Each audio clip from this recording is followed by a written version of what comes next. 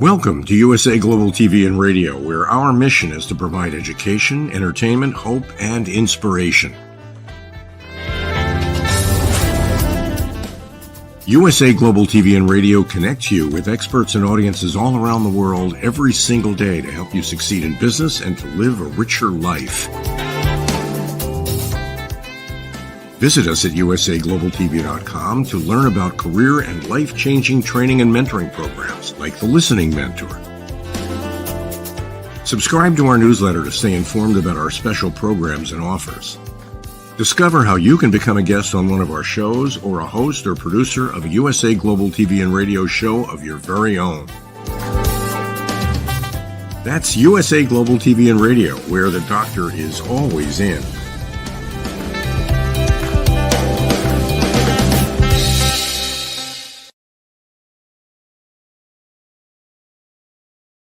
Greetings and salutations and welcome home to USA Global TV and Radio. I'm Dr. JACALYN KERBECK, and our show today is presenting Pet Psychic AMINAH. And we're going to be talking about a very important subject, especially for the dear birds out there wondering who put that window there. I didn't want to fly into it. We're going to talk about how to protect birds from deadly collisions with our windows. So let me officially present Pet Psychic AMINAH. Hello. Hello. Good to see you. You are doing wonderful. How's the weather in that studio? It's very nice. I got out today. I went to the dentist, and I love going to the dentist, one of my favorite things. So that was, so I got out. It's absolutely exceptionally beautiful today. How's it there in California? Wonderful. Sunny. Never rains in California. And I don't know if you've heard, we finally, I think it was announced yesterday or the day before, we finally officially, the entire state, passed out of drought, of the water shortage. Yay, that's great news. I don't know, 5 or 10 years. That's amazing. So it is really amazing. And I've always talked about that. I live on this giant hill and it's just stunning.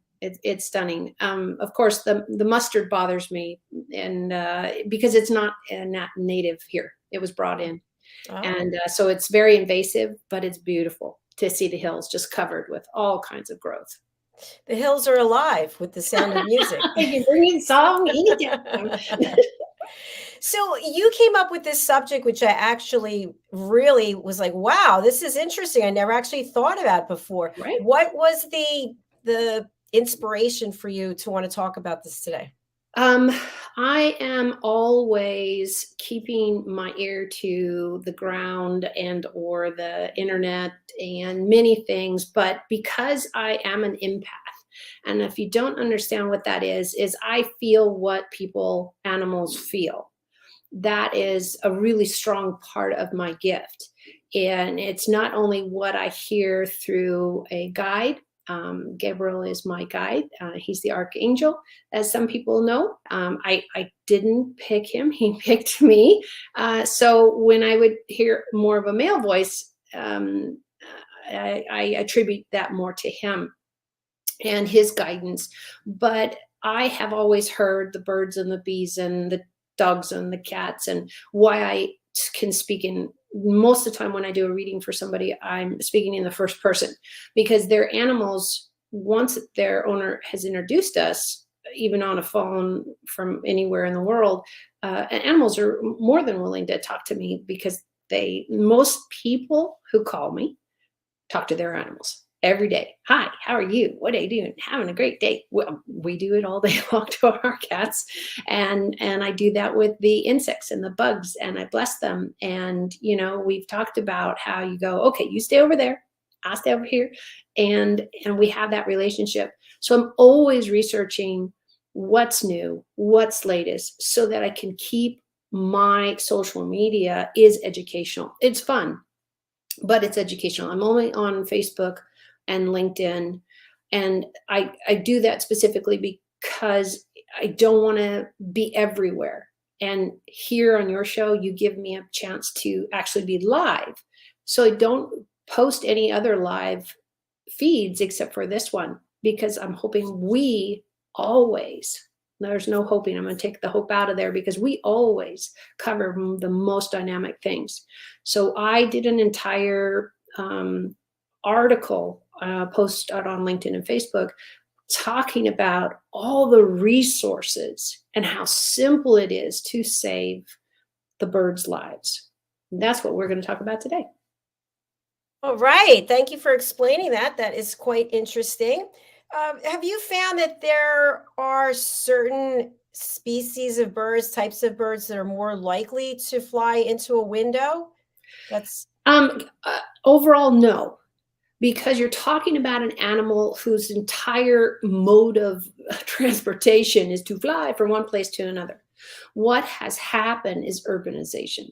What has happened is we've built so many skyscrapers and so many antennas. Believe it or not, they're dangerous too, besides the electricity they emit. But we are now literally, I'd like to use the word competing with trees, but the trees have lost. So the competition isn't even a 50-50 here. We are cutting down, we are clear cutting, we are doing all of these things besides the pollution. So the habitat for every species is in dire straits because of our lifestyle. And I just want to encourage everybody to put the bird feeder out if you can, and make sure it's natural. Go to a bird store. And I mean a store that helps you put up the right bird feeder or the right plants in your yard. I always plant things like milkweed, because the monarch butterfly is seriously in danger because of our use of Roundup. I'm as guilty. I didn't know that 25 years ago. And I was like, great, I don't have to pull as many weeds. But these chemicals are decimating the insects we do need. And the honeybee, I've preached this forever, is everything you want to eat, everything. And every animal you want to eat is tied to a honeybee, because those meats that you're eating, like cattle, they need grass. Well, you need a honeybee to create the pollination that grows the grass. So what we're going to talk about today is how to protect birds of flight, especially if you are in a very tall building where you're not really close to the ground and you, let's say, have cars or trees or some other obstacle that might give the bird an idea that, wait a minute, that glass is not something I can fly through, because they don't understand that. So what we're going to do is talk about what do you do to still have your great view, because I absolutely love mine. I'm sitting in front of my one big giant window here and I love it. But how do you save a life or 300 and not have a bird that breaks its neck because it ran into the glass and doesn't understand that? And you could still have that beautiful view. That's what we're going to cover. all right. That sounds very interesting. So does this also apply to vehicles, windshields, windows? You would think it should, but legally and safety wise, because the way we live our life, that's not possible. You can put film on, but in most states now it's illegal. Do you remember, we were growing up and it was the 50s, 60s, 70s, I think it really hit, where people were putting the film on. Mm-hmm. I grew up in the desert. Film would have been great. We didn't put it on our car or my dad's station wagon, but it was hot.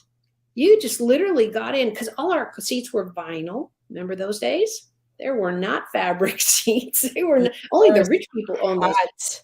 Yeah, and you just burned your butt every time you sat down. Whoop. You just kind of did the frying pan. The hot dance. And we would put towels on the seats. I remember seeing my mom take a seat cushion from the kitchen, that you put on a kitchen chair. Mm-hmm. You put that in the car because she just got tired, driving everywhere.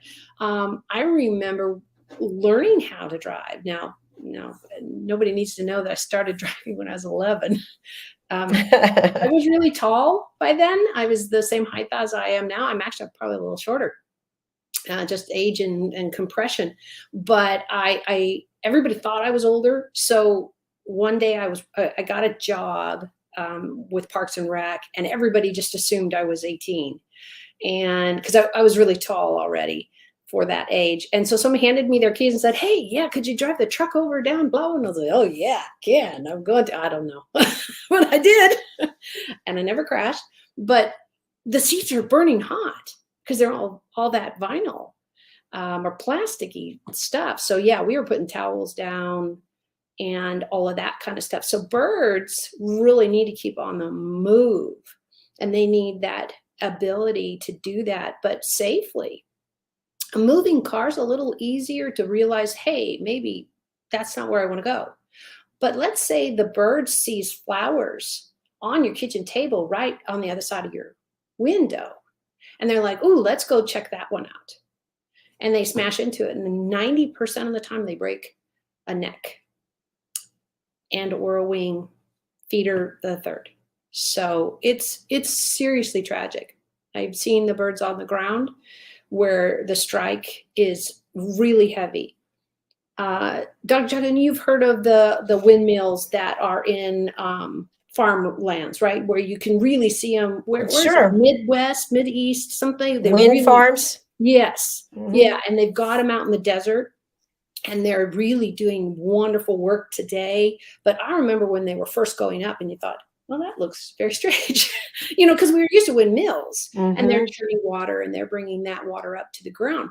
But this is now creating energy. Well, the side effect of that was it also is decimating bird populations where the windmills are, where those whatever they call them, wind machines do, because they're very narrow. They're meant to circulate the air. They're meant to create power and energy. The problem is bird can't possibly keep up with that.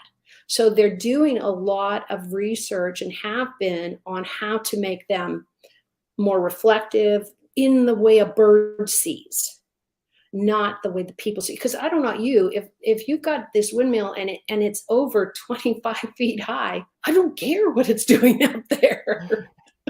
Honestly, I'm down here on the ground, and they're doing them like in the Sacramento Valley. It's just a big old plain of flat. So it's a perfect place where they have been testing these windmills. So what do you do when you have these beautiful homes and you have this just a huge, huge space of glass? Or you just have a little kitchen window and you have these beautiful palm trees or oak trees or whatever. And so the birds are there and they look in your window and go, oh, cool. I could use something of that and I want to go look.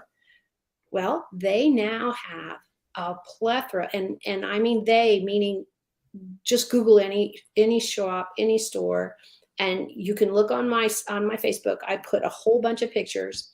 So when you're looking at our show right now, you can see that I have a pink, beautiful, like decoration behind my head. Think of how subtle that is and how tasteful that is. And you can put something like that on your windows that you worry about bird strike, because the birds won't recover. Once they're injured, they're done. They lose a leg. It's really hard to land on another tree. It's really hard to survive. So you can get these beautiful films that are as simple as our pink background or have a design. And it is literally a film that can lay over your glass. The nice thing is they come in every decoration, every color style, every thickness, simple pull on, take off. You can make it almost sheer and make it reflective for the bird, sees that this is a solid piece, but you have full vision outside of it. So think about it maybe like a screen. Your screen isn't completely see-through because it's made of a mesh to keep all the leaves and whatever could blow when you open your window. It's the same kind of theory, so that you can really, really see out of your windows, enjoy it. And I know a lot of people really are concerned about, well, I don't want to put that stuff up. Just think, your windows stay cleaner, or they at least look cleaner. Now, a question I have for you, if we do this and let's say at some point a bird is injured, should we try to You help need the to call bird? a wildlife sanctuary immediately. Okay. They're the ones licensed and have the tools and have the vet staff to handle this immediately. So in California, where I am, you can call not only Fish and Wildlife, but you can call the universities. So we have San Diego's, the college in San Diego. We have one in Davis. The college in Davis, UC Davis, is known for its medical veterinary programs and a lot of other animal programs. Just call your city hall and say, where do I start? Maybe if it's something you're very concerned about happening and you'd like a resource like having 911 for fire or flood or whatever, call them before you need it. Call them before you need it and say, I'd like some recommendations. If you really want to see, and I apologize, I had hoped I'd already downloaded the pictures, and actually I did, but I didn't send them to Dr. Jacalyn.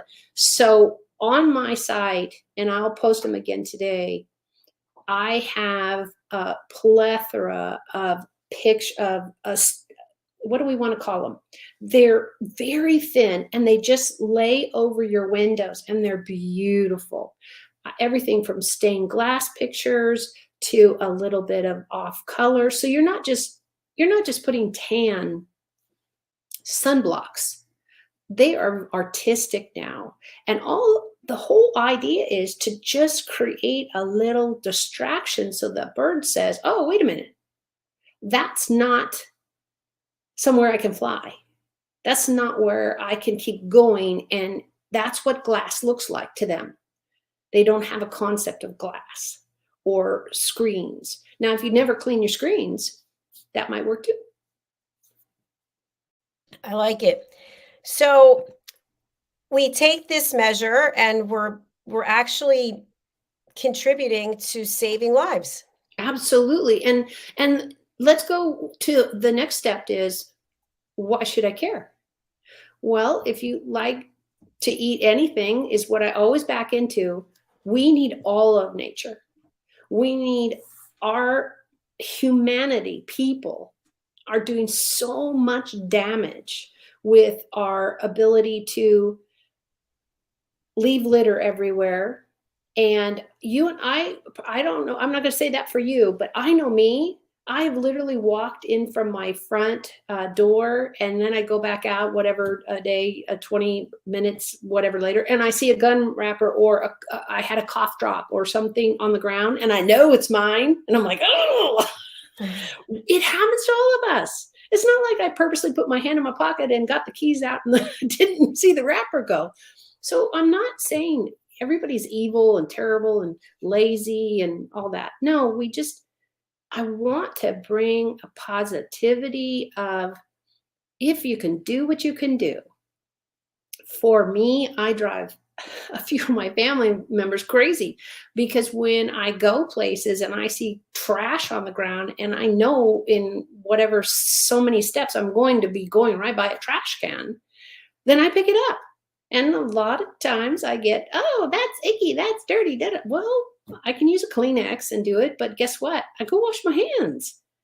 But I'd rather pick it up knowing that a bird or something small gets stuck in it, especially like the aluminum cans. They have a really sharp place where you drink, which to your mouth, it doesn't matter because when you put your mouth in, it's very soft.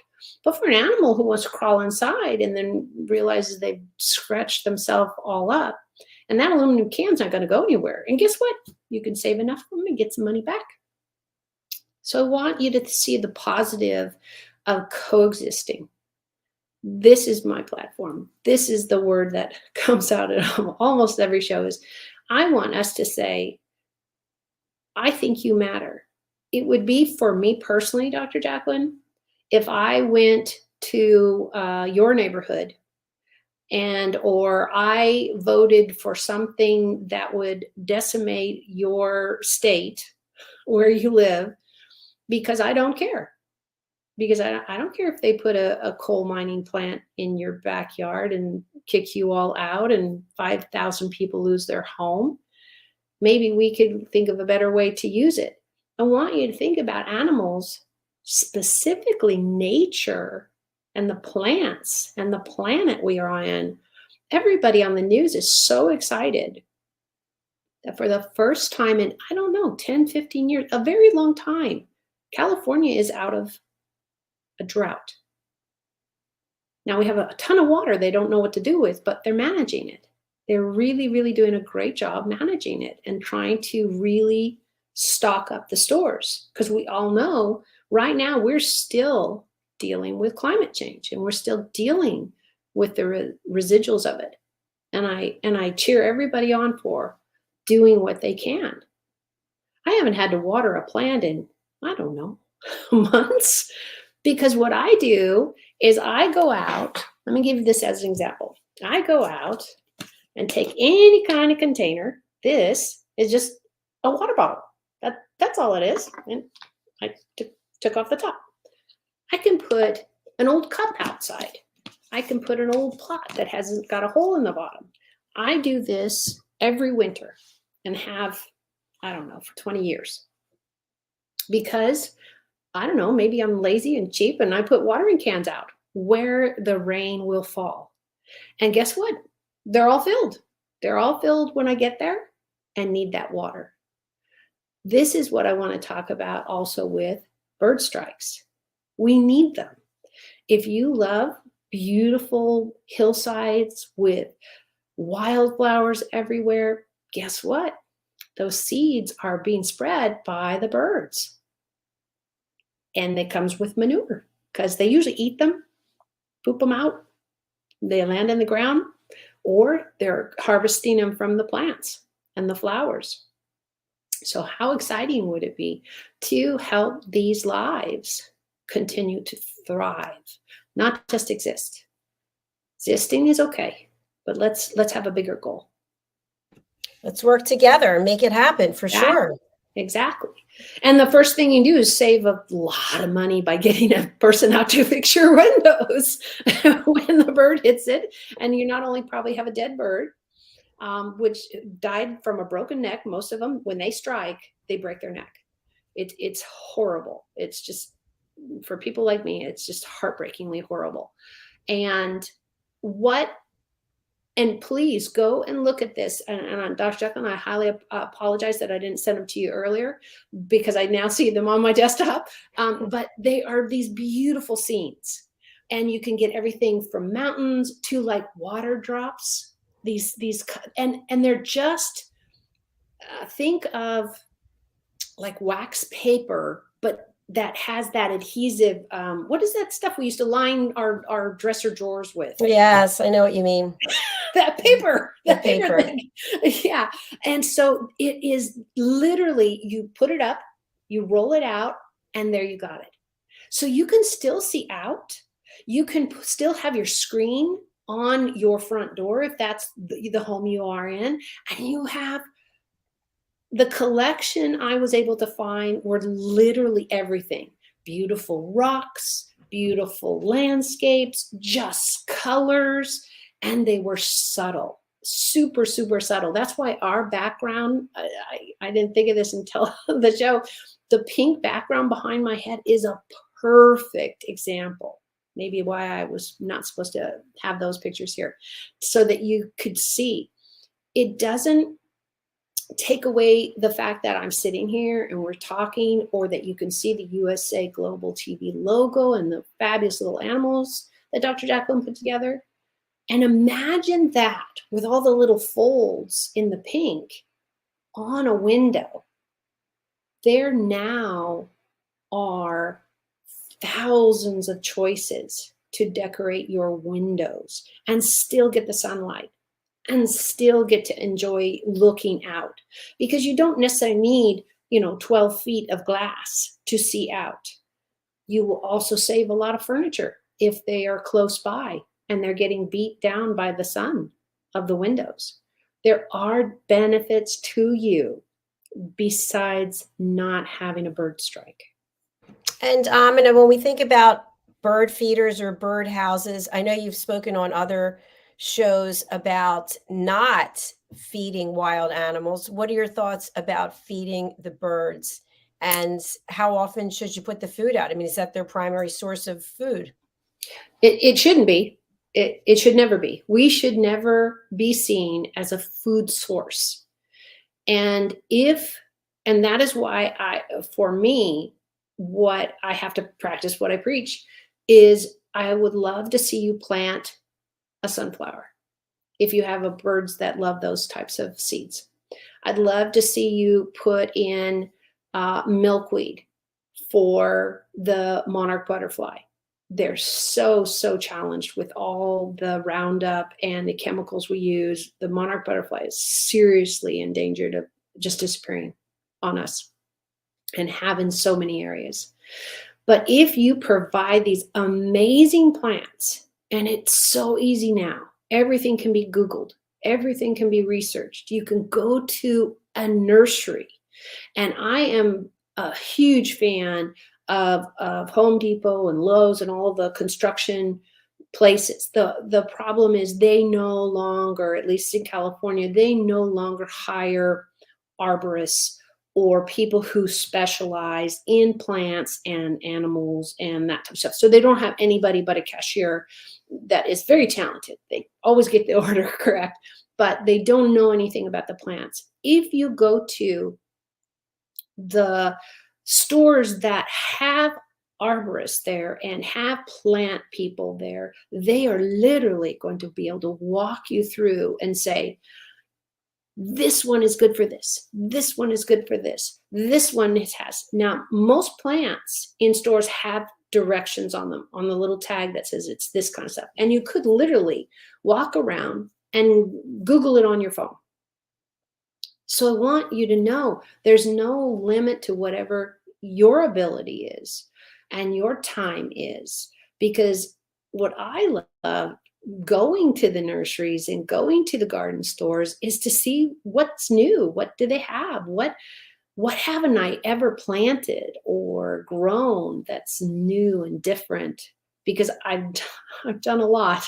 So it's really fun to see the new hybrids and the new things that you can try. And in all of that, you could at least get one that the monarch butterfly loves and one that the honeybee loves.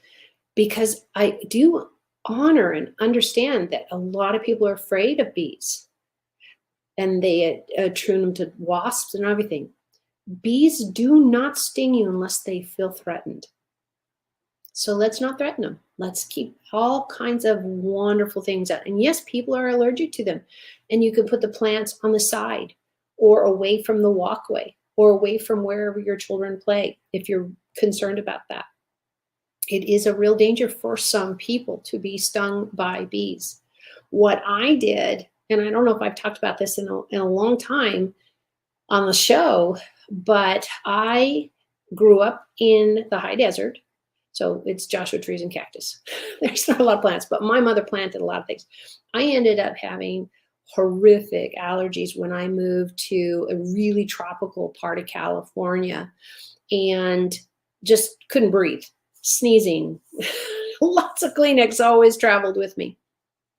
Then I found out about honey because I started working with kids, working with a honeybee expert. And he taught me so much as I learned with the kids. And what I found is by eating the honey raw, has to be raw, has to be local, because those honeybees are taking and making that honey from the pollen they get from the local plants. So if you have allergies, you want to love a lot of bees, but you can put honey basically on anything. Now, I don't recommend it for tea or coffee or any of the hot things because it cooks the pollen too much. You need it raw.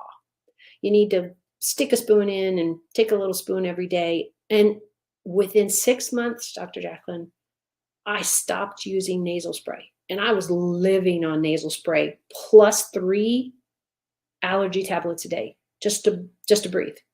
And because I was gardening so much and I was teaching gardening. And so I was outside all the time, and I carried a pile of Kleenex. Now, I still carry Kleenex, but I have none of those horrible, horrible, horrible. I just couldn't breathe. I was out on nasal spray. I was on 2 or 3 pills a day to breathe to get through all of this. One of the beekeepers saw how bad I was. He stopped me and he said, "Have you thought about taking honey?"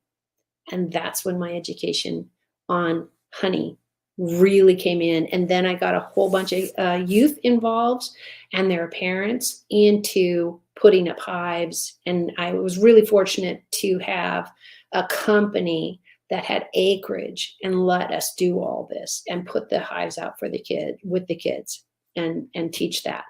So again, I love teaching what I find out. And this is that moment to share with all of you. Try whatever you can. You could put pollen in your cereal. You could, and I don't recommend like hot cereal because it cooks it.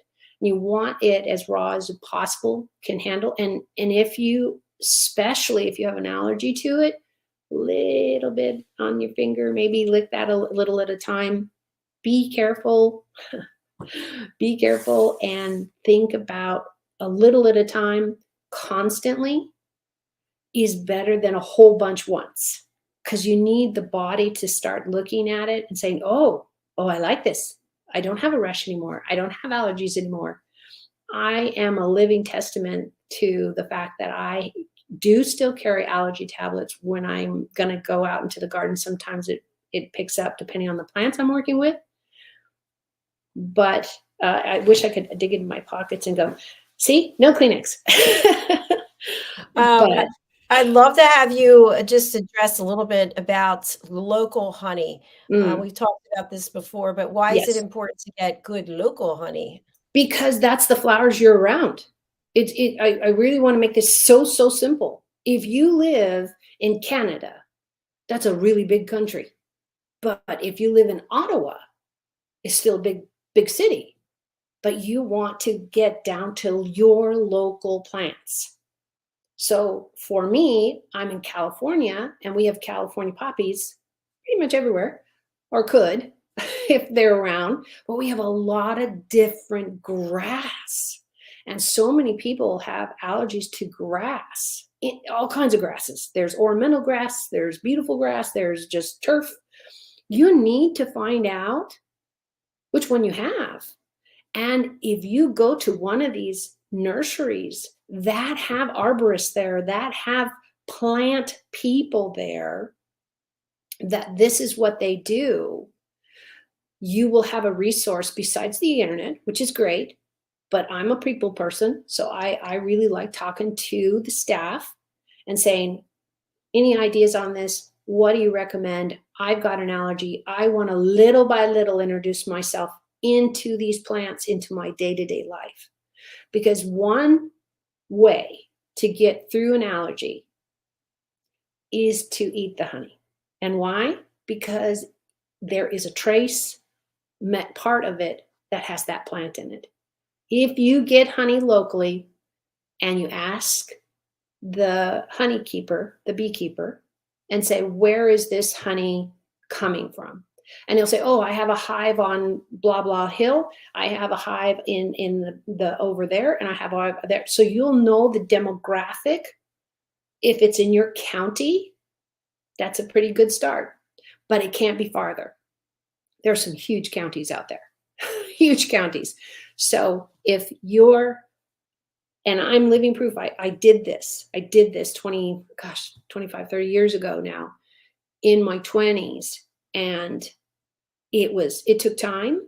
And once in a while I had to take an allergy pill because I was just drooling all over. And I was doing a lot of public speaking. It's not a good look to have to blow your nose all the time or wipe it.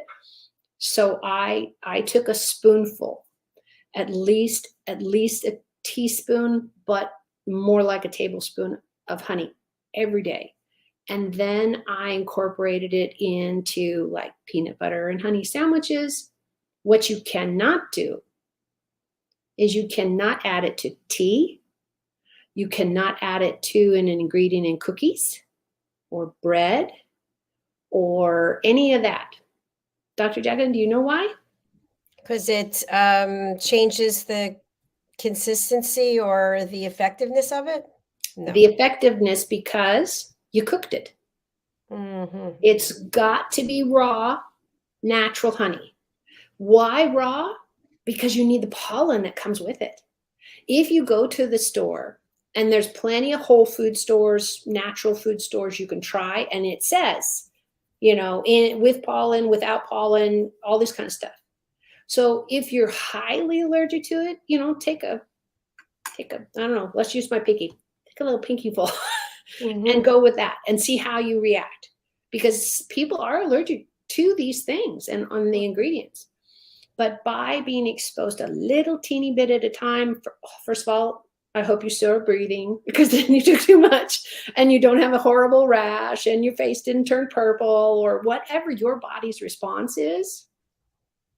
And you're introducing something that's really great for you, really healthy for you, really holistic for you. You're helping the bees pass on the love. It takes time. It took me over 3 years of doing this a little at a time.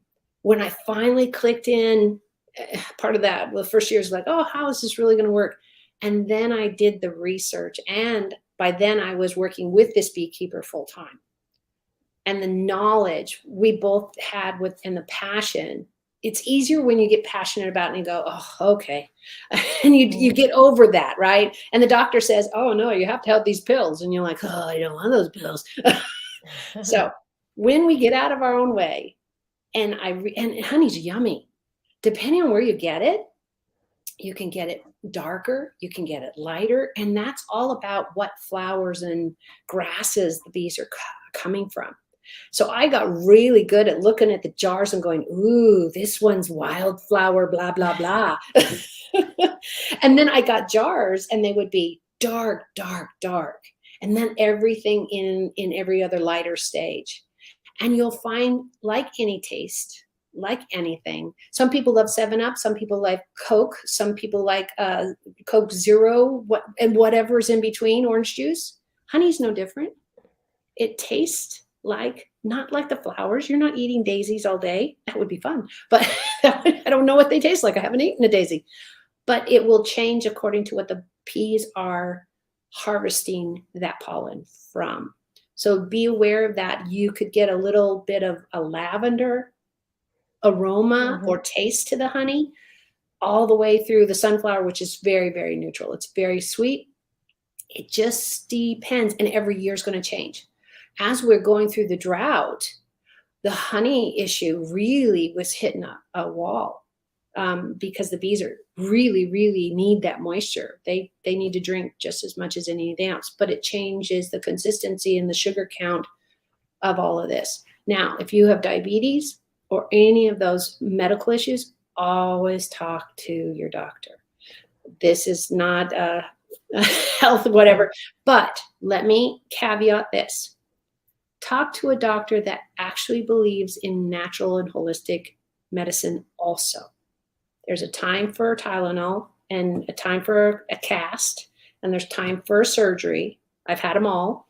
I completely am back there. But there's also time for a natural remedy. If you ever burn yourself on the stove, you will be so thankful you have that raw honey in your house. That's a good point. Everybody knows it. See, I'm glad you even know it. Then you put it on that burn, and we've all sadly done it, lit a paper towel on, and we're trying to get it off, and we get burned. And that can be super painful. Absolutely. Super painful from what I understand. And you probably have more experience. I just break things and have other things to do at work. I try not to burn anything. But from hearing about it from people I've treated as a first responder, the honey cools all that down. And what is amazing is because when you get raw honey that has not been spun, that's not the pollen taken out, this is really critical. This can't be honey from the grocery store that was spun. It's from Whole Foods or some kind of natural food, and it better say raw, unspun. Yes. You can put this on a cut. You can put this on a burn specifically until you get proper medical care. It really will save your life. And you can eat it too. Yay. Yeah, dual purpose. I love it. You really shared a lot of wonderful tips today. So we'll be playing this show again Wonderful. this evening. Yeah, we're running each show twice a day, and we'll probably play it over the weekend. So you can also go to our YouTube channel and find it there. Right. Pet Psychic Amina, how can people get in touch with you, and who would you like to contact you? If you have any natural and pet questions, I really try to educate as much as I can, share as much as I can. I limit myself on social media. Dr. Jacalyn is truly, the US Global family is where I give out the most information, and I back it up with Facebook and LinkedIn. So feel free to catch me anytime there. And all of this can be found in one place, and that is my website, bridgingworlds.us. That is bridgingworlds.us. Brilliant. Thank you so much. And thank you for all of your expertise and your wisdom, your friendship. We wish everyone a beautiful weekend, and we'll be back again on USA Global TV and Radio on Monday. But again, we are running all of our shows twice a day. So if you don't get us live, you can get us on the replay, or you can get us on our YouTube channel. And thanks again. We'll be back Monday. Amina and I will be back on Friday. So we'll see y'all then. Take Bye, care. everyone. Bye, Amina. Bye. Bye.